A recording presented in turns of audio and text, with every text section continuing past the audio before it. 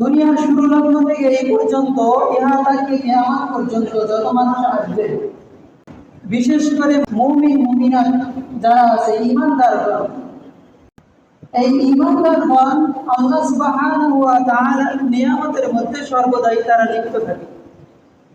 এমন কোনো মুহূর্ত যায় না যেই মুহূর্তের মধ্যে ঈমানদার ব্যক্তি আল্লাহ সুবহানাহু ওয়া তাআলার নিয়ামতের মধ্যে ডুবে থাকে না। যেমন আল্লাহ সুবহানাহু ওয়া তাআলা যদি আমাদেরকে এই জবান নামী নিয়ামত না দিত, বাকশক্তি না দিত, তাহলে আমরা বোবা হতাম, কথা বলতে পারতাম না। আল্লাহ সুবহানাহু ওয়া তাআলা যদি আমাদেরকে শ্রবণ শক্তি না দিত, তাহলে আমরা বয়রা হতাম, কান শুনতে পারতাম না। আল্লাহ সুবহানাহু ওয়া তাআলা যদি আমাদেরকে দৃষ্টি শক্তি না দিত, এই দৃষ্টির নিয়ামত যদি না দিত, তখন আমরা অন্ধ হইতাম, চোখে দেখতে পারতাম না।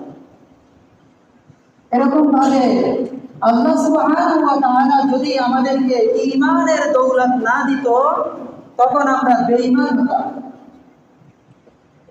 আল্লাহ সুবহানাহু ওয়া তাআলা যদি আমাদেরকে সর্বশ্রেষ্ঠ নবী, আকায়ে নামদার তাজদার মদিনা আহমদ মুহাম্মদ মুস্তাফা সাল্লাল্লাহু আলাইহি ওয়াসাল্লামের সর্বশ্রেষ্ঠ উম্মত হিসেবে না বানাইতেন, তখন আমরা সর্বশ্রেষ্ঠ নবীর সর্বশ্রেষ্ঠ উম্মত হতে পারতাম।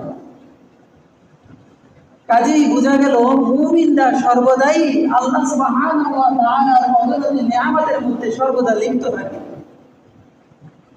এই সমস্ত নিয়ামতের মধ্য থেকে সবচাইতে বড় নিয়ামত হচ্ছে মুমিনদের নিকট ঈমানের নিয়ামত।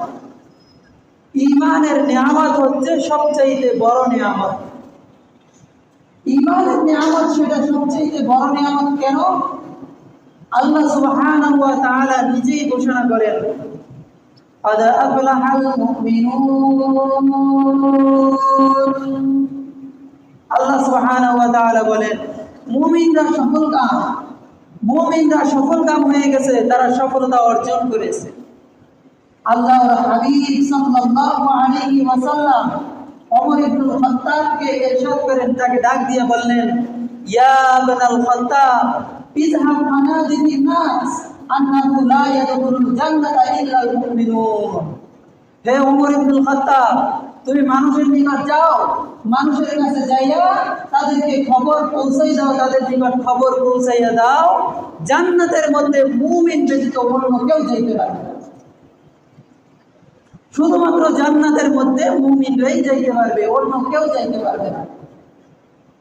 দুনিয়ার মধ্যে যারা বেঈমান আছে, ঈমানদার নয়, সে যতই ধন সম্পদশালী হোক না কেন, যতই ভালো কাজ করুক না কেন, দান খয়রাত করুক না কেন,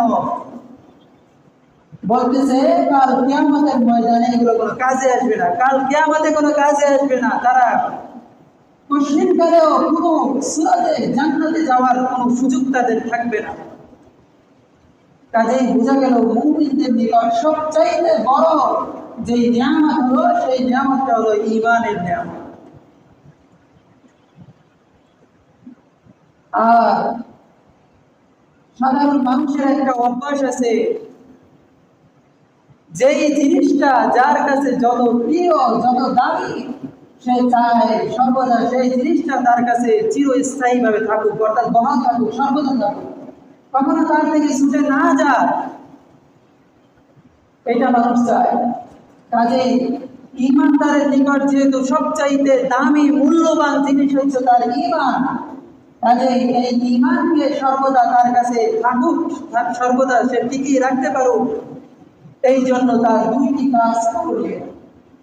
এক নাম্বার কাজ হচ্ছে তার ঈমানের যত্ন নেওয়া, দুই নাম্বার কাজ হচ্ছে কোনোভাবে কোনো মুহূর্তে যেন তার ঈমান হারিয়ে না যায়, সেই জন্য সে সতর্ক থাকা।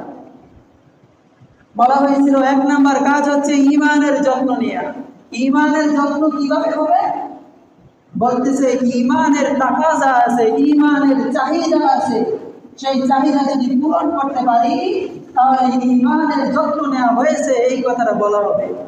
ঈমানের চাহিদা, ঈমানের তাকাজা সেটা কি?